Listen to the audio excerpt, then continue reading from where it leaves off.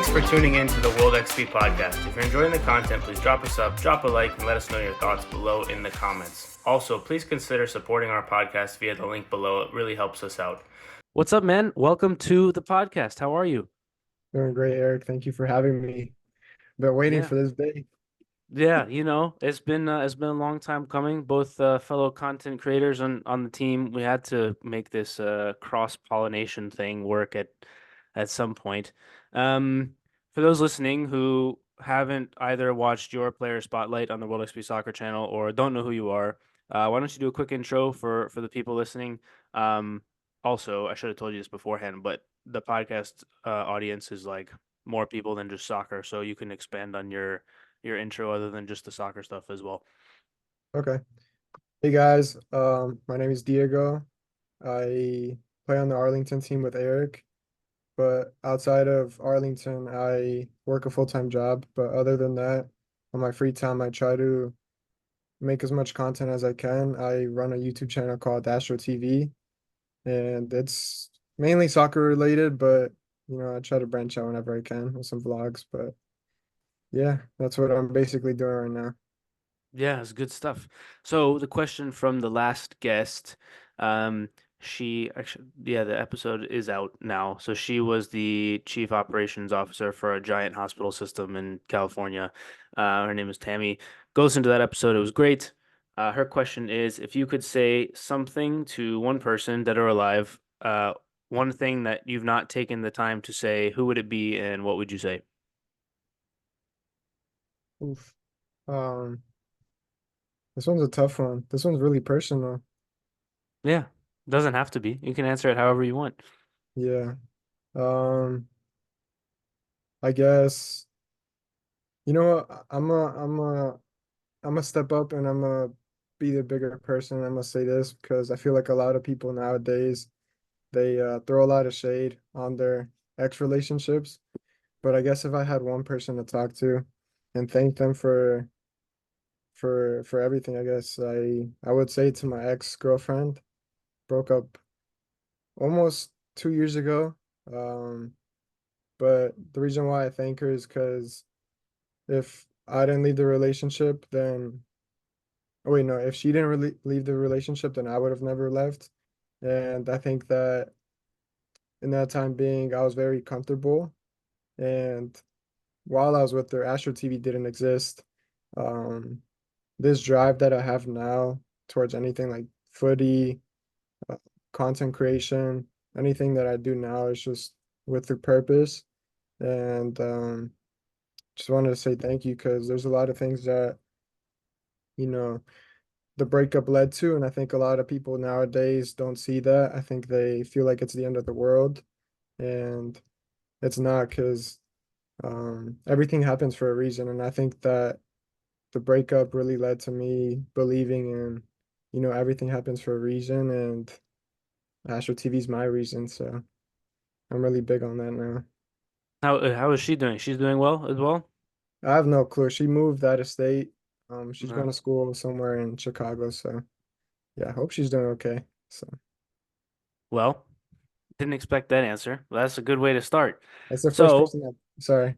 no, no, no, you're good. So that, I mean, that makes total sense, right? If she's trying to go to school somewhere else and you're here and the paths just don't work out, and then she can go explore her opportunities and at her school and you can start Astro TV. Um, Seems like it worked out a little bit for everyone. So obviously that took the first question out of my mouth, which is how and why did you start Astro TV? So if you want to expand on that, like where'd the idea come from? Were you just playing footy one day and you're like, oh, I should record? Actually, you should explain what it is to people listening. Yeah, so Astro TV is, well, in the future, I want it to be like anything, but right now, and the way it started and how I started, I have a friend, and Eric, you've met him. His name is Fernie. He helps me record my games at Arlington, but starting off early in the breakup, I think I was kind of lost.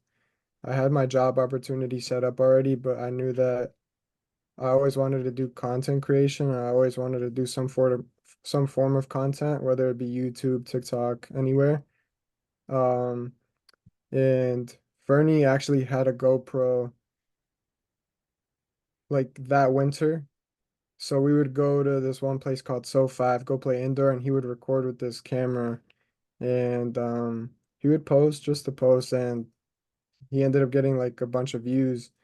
And so then one day I just told him my idea, like, oh, you know, right now I was thinking, maybe I'll start up a YouTube channel, go record my games or go record whenever I go play. And yeah, I just did it one week, recorded, edited, posted a video. Didn't get that many views, obviously, because at first you start off with nothing. But um, I think the one thing that helped me out a lot was just consistency. I would go once or twice a week, go record, go play footy, have some fun, and yeah, it just started taking off from there, and now I'm where I'm at. But I I really like in those first couple of months, I used that time of me editing, me going to go play, me going to go have fun to kind of take my mind off my previous relationship, and so that really helped me out a lot. And now Astro TV is, I think, about 18,000 subscribers. So yeah, That's crazy. That's crazy. The consistency is definitely key, but I think also the certain type of content. There's another channel. It's like the Football Familia's channel. I don't know if you've seen them on YouTube. It's a guy that I know named Gael, but they've also gotten a bunch of subs very relatively quickly.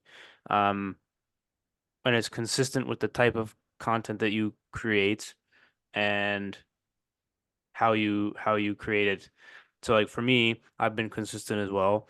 Um, but I don't have the same pop that you do because it's a different type of content, which is totally fine. It's not saying that one is better than the other. I like doing what I do, so it's fine. Mhm. Um, but the world of content, I don't know, maybe you can speak to this. Like I'll post a reel or a short on YouTube and I'll be like, oh, this one I think will do well, doesn't do well. Then post it on another platform and it like does super well. And then the next week it's the opposite. And it seems like there's no rhyme or reason to the algorithm whatsoever. It's like if it gets picked up or not. I don't know. Have you experienced similarly? For sure. I've at least personal experience. The same thing that you said, like different platforms do better. For some reason, for me, starting off, TikTok did really well. I think I gained about 5,000, 6,000 subscribers in the first few months that I started. Then that slowed down. Then my YouTube started picking up. I got 2,000 subscribers around April. And I started in January of last year, so 2,000 by April. And then once I hit 2,000, my TikTok started going off again. And it was just like on and off with the different platforms. And the one thing that I guess that I've learned is, obviously you try to produce the best quality content that you can, but I try not to like, I guess, I try not to dwell on it so hard because like you said, you could post one video where like, oh my gosh, this video is good, it's gonna do well, and then the next day when you post it, it's just like it doesn't do well. So then that kind of like breaks your heart.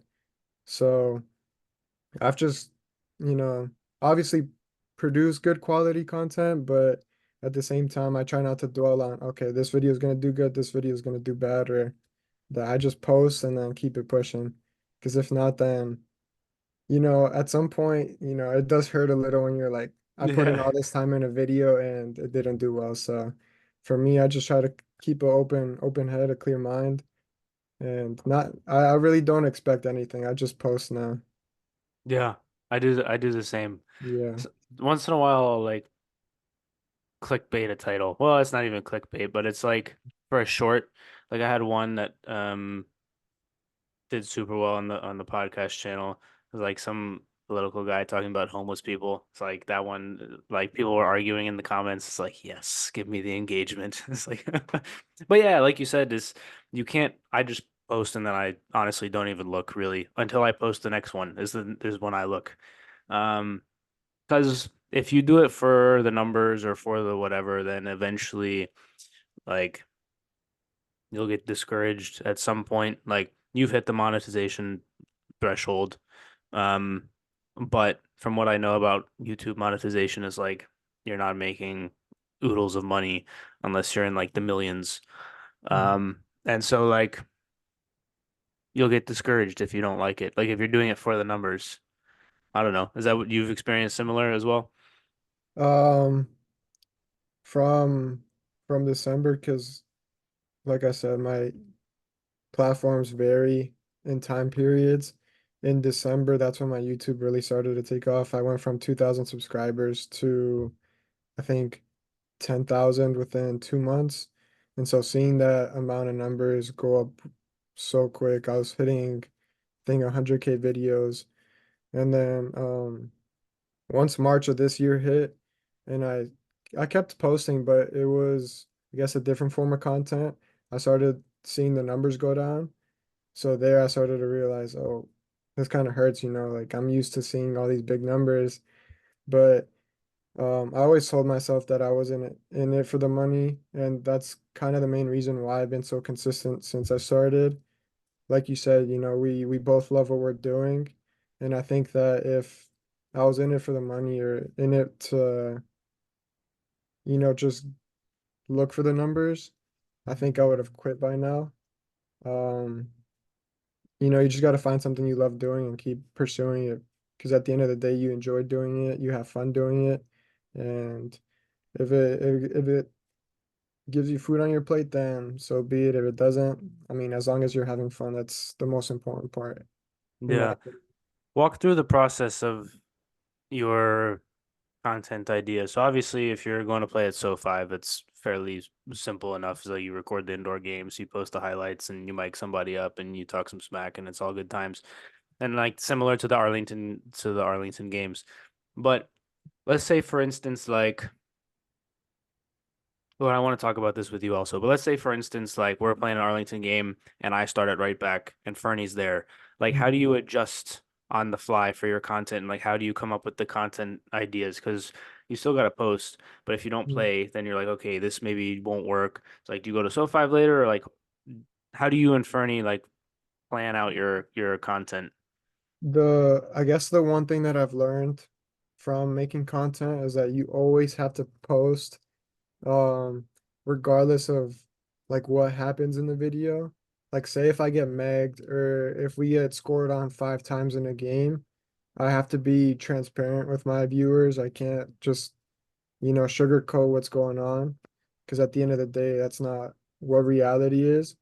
And so I've always try to stay transparent with what I'm posting. If, there's a game that I don't play, then that's okay. Then I'll still upload it because I have Fernie there recording. And the viewers love watching the videos. But clear example, when we played Dream in the final this past fall, when we went to PKs, I didn't play the full 90. I only played the 30 minutes of overtime and then the penalty shootout after. I posted the video even though I touched the ball like twice in overtime, but still a good game, still good content. So at the end of the day, I try to be as transparent as I can when posting videos. Did that take you a little while to get over? Like, I remember the first maybe 10 or 20 episodes of the podcast. I was like, oh, I don't know if I want so and so to watch this, or like, oh, I messed this part up, or oh, I don't know about this. And now I'm like 170 whatever episodes in, and I'm like, nah, screw it, whatever. It's up there now. Did that take a while for you? For sure, because in soccer and football, whatever you want to call it, there's always someone that's going to be better than you. There's always players that are better. So I guess my first initial thought when I was posting, I was like, bro, what if these guys see my videos and they're like, bro, this guy's not even that good, or he's posting all this content, but he's not that good. You know what? Like, I guess it comes back to the confidence level. Obviously, I know I'm not the greatest player. I'm not like I don't tend to call myself a great player or a good player. I just play. But once you get past that, like I guess shyness that, I don't care anymore, that's when you just start posting. Uh, that was basically it for me. At first, the first maybe 2 months of me posting, I was scared of what people would think, but then I had a really positive reaction from my friends and the people that were watching the videos. I would have people reach out like, "Oh, like I watched your video. It's really good. I enjoy watching it." And then from there, I was like, "Wow, like these people actually believe in my videos, so Yeah. I should." So Did you ever? Well, I'll preface what I'm about to ask by the first when I was playing Arena, it was like MASL 3, so like well, really it's the second tier of MASL of the Arena League, but the second tier is only on the West Coast, and the third, and it was new, but it's the same, like, so we don't actually play because it's far to travel and money and whatever else. But the first I was posting match day vlogs, like become elite. I was like, oh, I'll do that for Arena because that's like a new thing, and I'll mhm. try and do that. And some guy commented like, oh, this isn't real Arena. You're playing at the Field House in Fredericksburg or whatever. And I was like, by that time, I had already been doing the podcast for a little bit, so I laughed it off. But was or like I'll post a short from the podcast, and somebody will comment like, "This person's dumb. They don't know what they're talking about." And now I'll reply like, "Thanks for your input," and just like send it off. Did you have negative comments like the first times that you had it, where you like, "Oh my God, I can't believe the person was like," or were you already like comfortable with it at that point? Because the YouTube comments can be brutal, man, as I'm sure you know. Dude, I get them every day, bro. Um, I don't I don't know. Like I said, my YouTube started taking off in this past December. I was stuck at 2,000 subscribers for like maybe 9, 10 months of last year. And I didn't really start to see hate comments until I saw the numbers go up. And so then like I had previous conversations with Fernie, with my brother, and those are people that I always talk to about with my content. Like they're the group that I always have confidence with, and in terms of like what I'm doing, I always ask advice from them. But in that time period, the start of this year, um, I was getting people like comments, "Yo, you guys are playing in shit leagues. You guys are playing like you guys aren't even this good. You guys would get smacked if you guys came here." And at first it did take a toll on me because then I'd be like it went back to my belief system where it's like, you know, can I really make it? Can I really make content and, put up with all this hate? Um, but I get comments like that every day now, so I'm used to it. I don't even respond at this point. I just let them be. Um, and I just let them sit there. I don't pay any mind to it anymore. Yeah, that's probably the more mature way to to handle it. Yeah. I would I don't say. respond to it. I don't I feed should, into it. yeah, you can't. And what else? What's also funny is like half the time I feel like those people are also just trolling. Um, but yeah, the YouTube comments is like its own world, that's for Yeah. sure. Did you notice a difference in yourself when you finally were just like, yeah, whatever, I'm secure in myself and I'll just post it and I don't care what comes back my way because I'm having fun doing this? Like, was there a moment when you realized that like you were timid or shy posting originally, and then obviously it would kind of transition out. But was there a moment where you like, oh, I actually don't care anymore? Or was it like, because it would have been gradual. There wouldn't have been just Yeah. one video where you're like, oh, all of a sudden I'm not feeling this anymore. But was there a moment when you noticed that about yourself? Uh, for me, it was more gradual. It got better as I kept posting. I started at first I was really shy, really timid, and I hate going back to those videos, like my first few videos, because those videos were the ones where you prop up the camera, and I think I would take like maybe 15 to 20 like shots of my intro, and I'd be like, okay, this is the one, this is the one. And looking back at it now, I'm like, bro, this intro is so bad. But yeah, mine was more gradual. There wasn't really a moment in time where I was like, okay, yeah, I can do this now. I can just post. Um, but I guess just the people I had in my life and I guess the support system as well. Um, Not only my family, but people watching my videos, commenting, they also gave me a lot of support. And it's weird because I feel like I'm still making the content that I was making a year ago when I had 2,000 subscribers, but now I'm getting people to comment where they're like, "Yo, Astro, you're the GOAT," or "W video, this and that," or "I watch your videos before I play." So like reading those comments really make me do feel good, and it gives me like a little boost to keep going.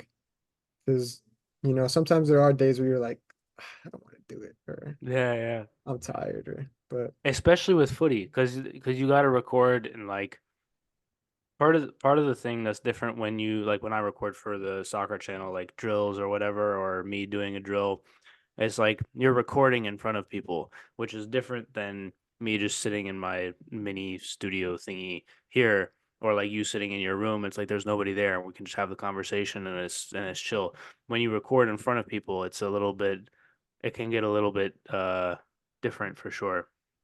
yeah. Um, but yeah, I remember one of the first games I played, somebody texted me, he's like, "Oh, you're on my TV." And I was like, "Why am I on your TV?"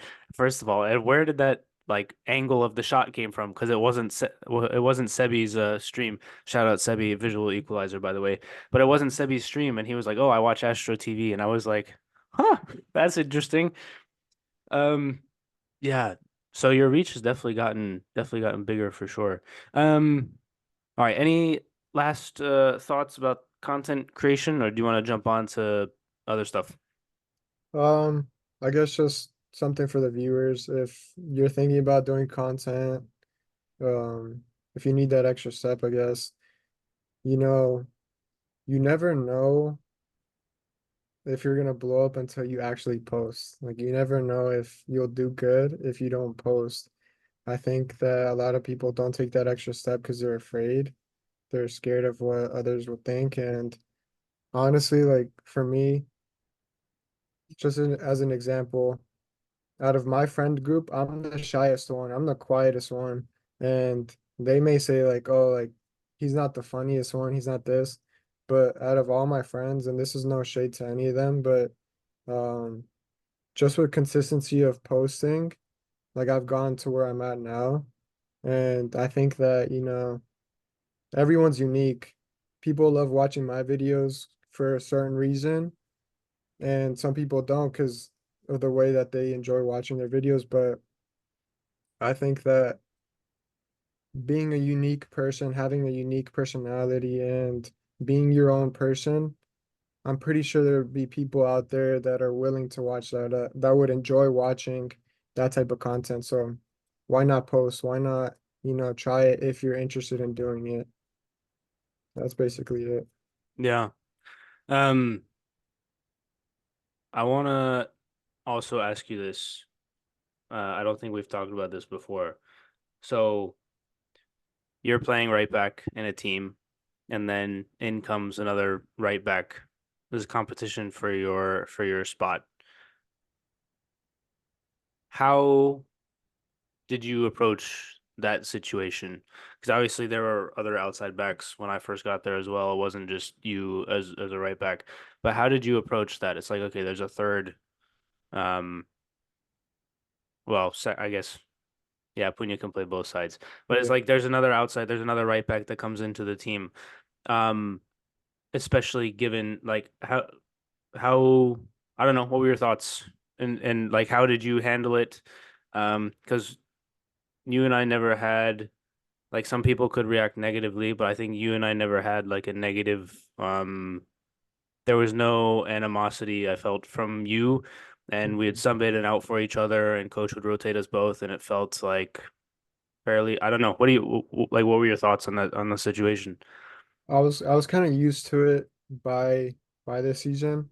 Um, it kind of ticked me off last year when I first joined in the spring, but one thing that helped me out a lot is that, you know, not the same, sorry, the same lineup won't perform the same every game. And I remember last year between me, Punya, and Andrew, we would basically split minutes every game. So say Puna would start one game and then I would sub in for him once he was tired and I would finish out the game and I didn't really notice it till then when like say the Alexandria game we played last spring. We were losing 2-1 at halftime. Um Coach subbed us in, subbed me, my brother in at wing back, and then we ended up winning the game 3-2 off of my assist. So then that's when I started to realize, you know what, like coach has his game plan. I might not be a part of the game plan to start with, but if people get tired, if people, get injured, then I'm always here to provide for the team. And I guess that's a mentality that I've had and I've grown with that, team first, before me, because obviously I love playing and I love getting minutes, but if I feel like someone else is providing more to the team than I am at that moment, then I'll let them do their thing and I'll be happy with that. Or Yeah. sorry, not happy, content with that because you always want to play, but Yeah, yeah. Yeah. And also we're different profile of player. So, um, I don't know. Yeah, like it didn't even occur to me. That's not true. I didn't even realize that the level of, I'd say like healthy competition, like there was no, yeah, healthy competition for places, but also it's like we both have faith in the other that will perform, and we trust that coach is gonna has the game plan that he thinks is best for our team in that situation. Um, I don't know. It's interesting. I've not had a like situation where it's like you have two totally different profile of players in the same position, both of whom are like similar level, and then it's like coach is deciding based on game plan. So it was an interesting adjustment for me as well. Um, your camera conked, by the way. yeah, I'm not sure why. Give me a sec. You're good. So in the meantime, while you are fiddling with that, um, Uh, thoughts on the Euros and Copa America? I guess we could start with maybe we could start with the Euros. I think Spain had a very good tournament. Obviously, their first game against Croatia was kind of that was like the message that they sent to everybody. Um, and then they went and beat everybody. They had a very tough bracket as well. Um, yeah, Sorry, I don't you're know good. what's going on right now. I switched the camera because I was using my actual camera to my face cam, but now uh, will it pop up? No, it's black. Yeah, let's see This this. this will be fun. We'll have the most technical difficulty episode of all time. Um, Let me try this one. Why is it makes it? Actually, while you're messing around with that, Uh-huh. maybe 6 or 7 episodes ago, the power went out in the middle of the episode. Uh, and so the internet connection conked and everything. It was nuts. And yeah, that was fun. Good times. There's been a few um technically difficult episodes. I'm trying to stall while you get it out. This will be great. I'm not taking this out, by the way, just so you know. Dude, it's like I have a streaming software up and my face cam is up on there. So I Uh-huh. can see myself there, but then when I see it on Zoom, it just doesn't pop up. I don't I don't get why it's not working. Hold on, video settings. Let me change this. And now it doesn't pop up. Why is that? Let me just turn off my streaming software. Oh, there we go. Okay. It's because my streaming software was using the camera, so then you You're can see, way right? you're way less clear. Yeah, no, I was using my camera that I use for the game, so now I'm using a face cam. Oh my God. You look Sorry. like you look like you're in Minecraft Really? Is it slightly. is it that pixelated? It's been worse. Not you, but there was somebody that was like laying on their bed in an episode. So it's like as long as it's not that. All right. Euros final thoughts. Spain. We can start with Spain. Okay. I knew Spain was gonna win, but you know, every game is different, and I thought that the only way that England would win is if Spain had a bad game, and clearly not. Spain played their game and came out on top. I thought it was gonna change after Palmer scored his goal. That was a good goal. It was. I thought things were gonna turn around, but Spain is they always have they always have a trick up their sleeve, so it was a good Yeah. game. Um, Fabian, I watched him play in the Champions League before, but I think he played probably obviously Rodri is very important. Um, but Fabian, I think, was very, very important to that team, just in terms of like his ability to turn and break pressure. Right, Mhm. he's a carrier, ball carrier, rather than like uh a mover. I guess he carries to like between the lines. Um, and after they destroyed Croatia's midfield, I was like, ooh, like that's like there'll be trouble. Um, then Nico Williams, obviously loads of pace on the outside. Yeah, Lamine Yamal the same. Morata always shows up in big tournaments for some reason, but and then he's played for every single big club in the world. Like, yeah. He's at um, AC Milan now. is he really? Yeah, he's in Un Italy. Unbelievable. He's played for Real Madrid too as well, I think. Yeah, And Atletico, Juve, yeah, dude has been everywhere. everywhere. Um, I think everyone is talking about Lamine Yamal, so maybe we don't have to belabor that point. Other than like when I was 16, I was not doing that. So Mhm. props to him. What are your thoughts on England? Um, I don't know. Growing up, and I still thinking now, they they have really great players. I just feel like they don't know how to play with each other. They just don't have like that gel within the team where, um, I guess you can see as like France or Spain or Brazil or even like I think the best example to give right now is Argentina.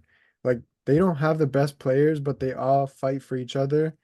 And I personally think that Argentina, like looking at their squad list, they shouldn't be like a on paper shouldn't be a good team to compete with like France or Spain or England, but they all give it their all.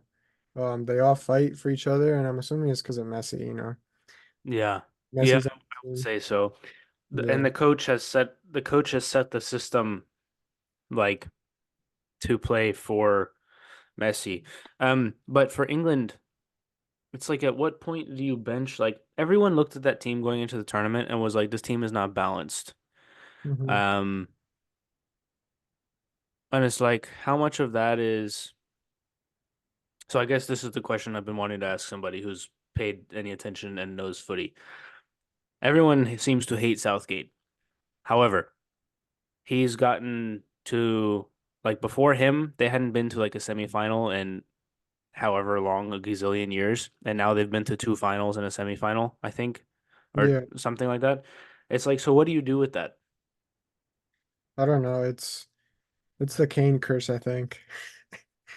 Kane can't win anything. Uh, Yeah.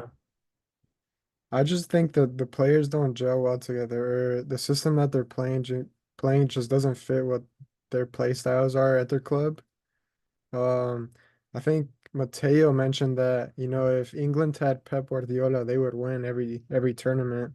And I think so too, because most of those players play in the Premier League, and some of his players are there from Man City. So it could be just a coach, but I don't know. I've always felt like personally, even like back then, England has always had a strong team, but they just don't win big tournaments. Yeah. I don't know. The Pep thing is interesting because I think he would need more time to work with them. Hmm. I don't know if it would work. If you gave him like a full preseason before a tournament, like you took all the players away from their clubs like before the end of the season, then yeah. But I don't know how much time because it takes a long time to get really ingrained into what he wants to do. Like some of his new signings take like 2 full seasons before they like fully adapt Yeah, to that what is he true. wants to do. Um, so yeah, I don't know. I think Southgate said he was going to step down. I think did you see that as well? I think I saw that on Twitter somewhere I don't or think so. X. Oh, maybe that was a troll account. I don't know. It's like that fake Sky Sports account that is Yeah. getting everybody. Um, that account got Fabrizio, by the way. Did you see that? Somebody posted like somebody's transferring to here and put here we go and Fabrizio quoted and was like, "Oh, I thought that was me tweeting that. You got me." It's like I didn't see that. I don't have Twitter anymore. oh, And it's probably a for good call. yeah, I just don't use Twitter anymore. Um, okay, Copa America final. What did you think? Um, both teams played good. Hmm. I don't know if you watched the semifinal between Argentina and Canada. No, I didn't. I watched the other one though. I didn't watch Uh, that. Argentina started really well, scoring 2 goals, but I think around like the 60th minute, maybe 70th minute, they started to let down. They didn't build out the back. They were losing balls, and Canada could have honestly tied it at the end, but they just didn't finish their chances. I thought that if Argentina would play like that in the final, then Colombia would win, but that just wasn't the case. It was actually the opposite. Colombia ended up sleeping on that one play, and then that's when they scored. It was like that one moment where I think was it a third man run? I Yeah. can't remember the exact play, but Yeah, third man run. Coach Phillips, shout out to you. I saw that happen and I was like, Coach Phillips a happy man right now. yeah. I think it was either the center back or the fullback that slept, that fell asleep, and then Hmm. that pocket just opened up and he played a great ball. It was a good ball. Yeah. And I don't know about the finish though. What do you think? Yeah, same. I saw in real time, I was like, oh, that's a good finish. And then when you see the angle that it goes right above the goalkeeper, kind of Yeah, like, I don't know. But the goalkeeper is already going down. I think I think probably like a Courtois or like a Neuer or an Oblak or like one of those like Kobel, one of those types of keepers probably saves it, but yeah. probably only a handful I think that save it. I don't know. At least for me, I thought it went down the middle. When at least the replay that I saw, the Lautaro shoots it, and the goalie like dives back. So Hmm. as he's going down, the ball just goes over his face. I think if he stands tall, he blocks that with his face or his chest. Yeah, no, I agree. I agree. Well, I guess that's what I'm saying. Like, I think a lot of goalkeepers would have gone down the same way that he did early, but like the best ones in the world would have stood the ground. Like Donnarumma would have probably saved it as well. He would have stood his ground because he's so big. Yeah, Um, yeah, I don't know. I also think Colombia was a bit gassed from their semifinal, and they played a man down for like 50 minutes or whatever. Like that game looked exhausting, just like on watching it. yeah. So I think that definitely factored in. Um, do you think Messi retires after this? Do you think he plays in the next World Cup? If he can last like the way Ronaldo has, the thing is like I went to go watch the Portugal France game in Germany. Hmm. And watching him play, Ronaldo looks completely different now just because he's old now. Just doesn't move the same. Um, I don't know. It depends on how he takes care of his body by 2026. Because I did see some TikToks like at first when I was watching Ronaldo play in France, I mean in Germany, I was like, wow, this man can't run anymore. He can't like do the things that he used to. But when I looked back at TikTok and saw clips of Ronaldo at Messi's age right now, he was in Manchester United, like scoring all these goals. So it depends on how Messi ages in the next 2 years for that tournament. Because Yeah. obviously right now he's still moving good, but I don't know. I think those next 2 years are really important. Yeah, how was the France Portugal game? What was the experience like? It was crazy. It was Also, sorry. okay. Uh you there's a video of it on the channel. So if you want more to see more, go check out Astro TV. There's a video vlog of it up there, so go watch. But anyways, what was your experience like? It was completely different. Being there live. compared to watching it on TV was just, I don't know, it was mind blowing. In terms of like everything, the atmosphere, the stadium, the fans, um, the players, like when you watch them on TV, they look, human sized, but then when you're there in person, I try not to, well, at least I think to myself, I'm a pretty average, you know, size guy. I'm 5'11", but I'm there in the stadium and all these guys look like giants. All of them are swole, they fill in their jerseys. Um, it just looks like a different level of competition, different game. Um, you watch their touch, the way they ping the ball into your feet, like from like as an example, from center back to outside back. That's just it should be an easy pass, but for them it's like a shot for us. Like that's how hard they pass those balls. So just seeing how different the level is it's mind blowing in person. Yeah, I can imagine, especially with like the wet grass as well. Yeah, Like the touches, everyone's touch has got to be so good. yeah, for sure. Um, I would say, how did that game end up? Did that go to penalties? Yeah, PKs. Yeah. Talk about was Mbappe played? He was playing by then, right? He did He he have the played, yeah. mask? Yeah, he had the mask Um, on. how what was that like? Just watching him move compared to everybody else. If I'm being honest, I think that Mbappe played like I don't want to say it, but he played like ass that game. Yeah, he didn't play well for sure. He didn't play well. Um, One player that stood out to me was Dembele, Hmm. and he got player of the match that game, coming off as a sub or coming on as a sub. And it was crazy because he only played like 25, 30 minutes. And in that time frame, he created like probably two, three chances that were like clear goals. One of them was when he dribbled it, when he cut in from the wing to the middle, then he cuts back, plays Camavinga a ball, and then Camavinga hits it wide. But Hmm. Camavinga's like inside the box by himself. Um, I don't know. Watching Dembele play in person was completely different because I see him on TV and it's like you see him cut in, you see him glide through players, but seeing him in person, how fast he is, how good his touch is and his dribbling, and how fast he dribbles is completely different. That's such a crazy thing to think about. Like when you watch and then you watch with like somebody who knows footy or has played at like a very high level, and then just knowing the difference in the level between like, okay, I played it at a high level, and then you just know in the back of your head, like they're so much better. It's like similar to the NBA. It's like people don't even play defense anymore because the offensive talent is so good that like you can put your hand here and they'll still make it Hmm. because they're so good. It's like the level of talent and athleticism now, I think is like it's mind blowing, man. It's crazy.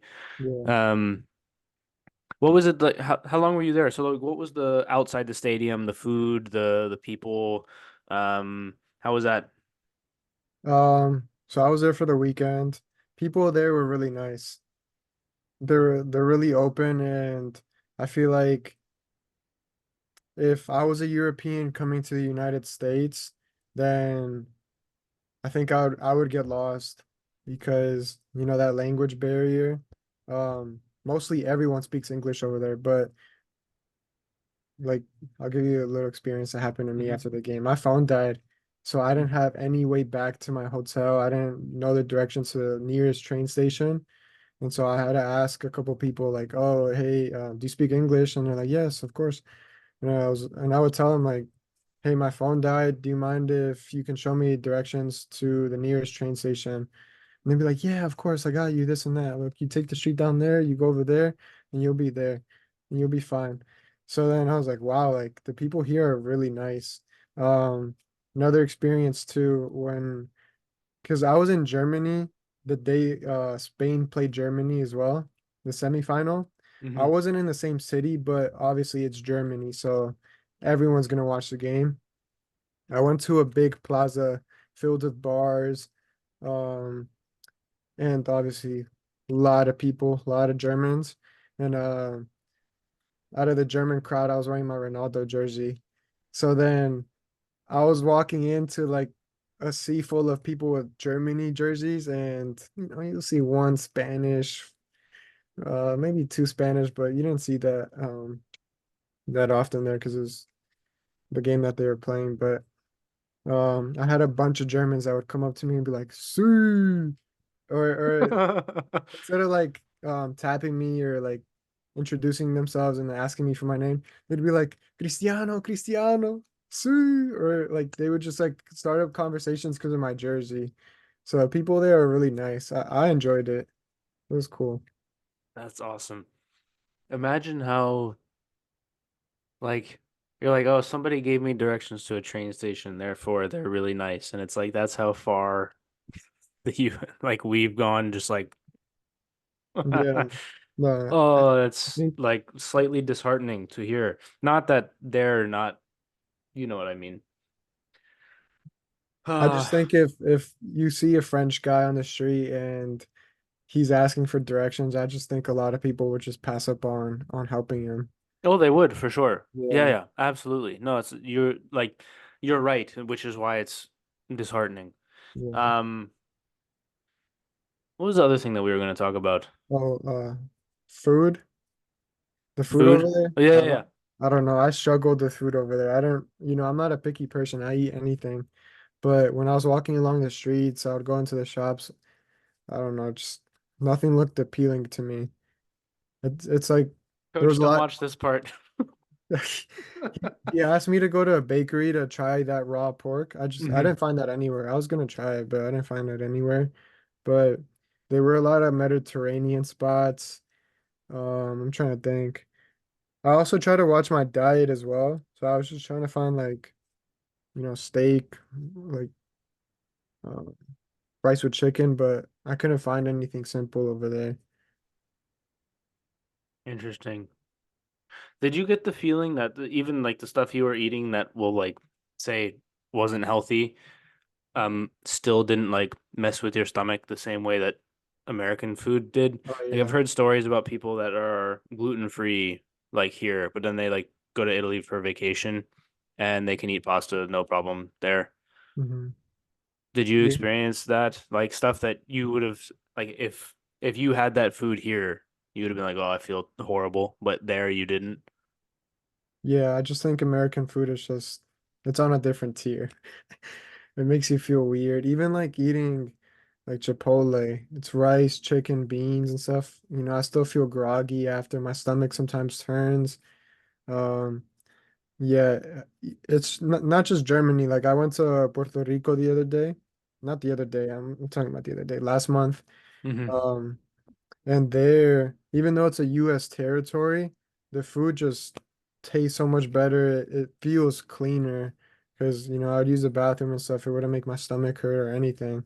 I just think it's the country that we live in that, or the way that the food is produced here that, I don't know, just isn't good for our bodies. All right, we need to stop talking about this before I get on a soapbox about it.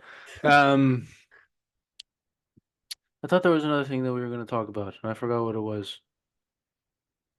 I don't remember. Um, do you have any predictions for this upcoming season, like Champions League or Premier League or like top five leagues or anything? Uh, Madrid is just a powerhouse. Like I said, on paper, they should win. They have everything that they need to win another Champions League, another La Liga. Um, my main thing is like after watching Mbappe play in Germany, I have a feeling, I don't know. I feel like he's gonna be a sellout when he comes to Madrid. You think? I don't know because the way he was, At least it was free. yeah, I know, but all this hype of like him coming to Madrid and stuff, I feel like it'll get to him. I don't know. What do you think about how Ancelotti is going to set up the team, right? Because Mbappe has always said he doesn't want to play down the middle, and so you've got Vinny off the left as well.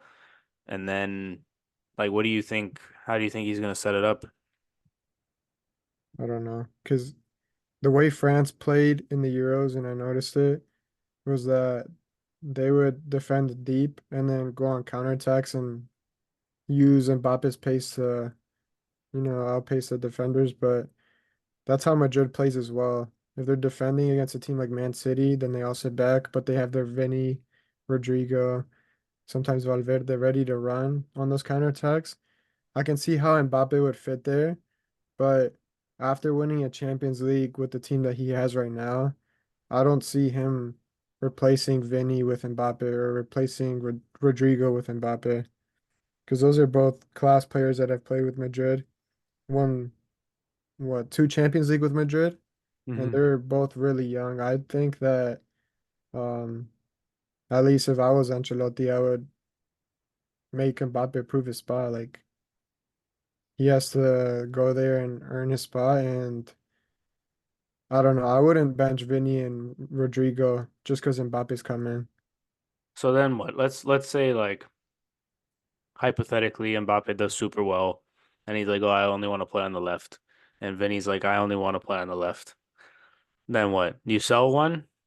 Like Have to. what do you do with that? You can't keep them both on the. I mean, if they both want to play, they're both playing really good, then I would. I don't know, set a rotation on who plays what games, and I don't know. I just feel like both of them are world-class players, one of the best in the world right now. I feel like one would eventually want to leave. You'd have to sell them if because I don't know. You would also think that they would figure it out. Like they're so good, it's like they should figure it out. Um, but at the same time, then let's say you play Mbappe through the middle and he's fine with that. Then what do you do with your midfield? And the reason I ask that is because so Mr. Jude Bellingham, when he was at Dortmund, I always had issues with his like defensive like discipline. He'd go off and like do stuff or like Dortmund was set up for him to do well attacking wise in terms of how we play, but he could never play in like a double pivot because he would be off chasing the other team's center backs Hmm. sometimes. And it's like, what are you doing? But he's also not really a 10. Yeah, So I like don't what do you know. do? So like what do you do with him? I don't know. Like if you're Ancelotti, how do you set the team up? But that's a weird thing. Like Bellingham isn't a striker. He isn't a 10. He's just a player that produces results. And this last season, He's a baller with no position. yeah, you just put him on the field and he'll play. Yeah. Um, Modric re-signed his contract, but Modric is getting old. Tony Cruz left. I'd have honestly, I'd start Mbappe on the bench, start of the season. Big I'd, call. I'd start him on the bench. I'd have Yeah, Vinny yeah. and Rodrigo on the sides. Hmm. Because Mbappe plays on Vinny's side, but I'm not gonna bench Vinny to play Mbappe Yeah, unless yeah. if Vinny's not in form like he was in the beginning of the season last year. I think it was a hamstring injury. Um, then yeah, you could sub him, but I just think Mbappe has to come in and prove his spot because he's coming to the best team in the world, so it's not gonna be given to him. Um, Bellingham would have to stay up top because I just don't see him fitting in that three man in the middle Hmm. with Tchouaméni, Camavinga, Modric is staying, but Valverde also like, yeah, no, I don't see Bellingham there. Um, for me, I'd have Tchouaméni, Camavinga, and Valverde sit in the middle. Hmm. Have Valverde run the plays, have him run because that man can run. Camavinga push up. Tchouaméni's more like a six, Hmm. stays back more. Um, and then the center backs too. Like, there's so many center backs now that came back from injury. Like, what do you do with that? Yeah, you guys are gonna be good. That's for Yeah. sure. That's for sure. Um,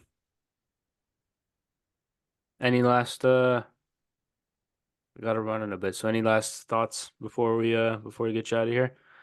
No, I had a good time chatting with you today. It feels like it's just a conversation between me and you, but you're gonna upload this eventually. Yeah. Well, that's what it's supposed to feel like. That means I Yeah. did it. That means I did a good job making you feel welcome. So that's good. Um, Tell the people where they can go find all your links and everything. Okay, so on YouTube and TikTok, you can find my stuff under Astro TV. On IG, you can still look up Astro TV. You'll find my page, but it'll be Diego.mb, which is more like a personal page, but I still promote my stuff on there. So yeah, if you guys want to check out my stuff, feel free to. If not, that's cool too. But yeah, I appreciate you having me on the podcast. It's been a long time coming. Yeah, for sure. For sure. Anytime, man. Open invite. Obviously it's easy because you'll just if I'm like, no, Diego, you can't come on the podcast anymore, I'll get two-footed at practice and then I'll know. So No, no, no, it's all good. Um, Go check his stuff out, guys. It's really great content. You might see me in there. That's why you should go check it out. No, I'm just kidding. It's great content. Go check it out and subscribe, like all that stuff, and we'll see you guys next time. Peace. appreciate you guys.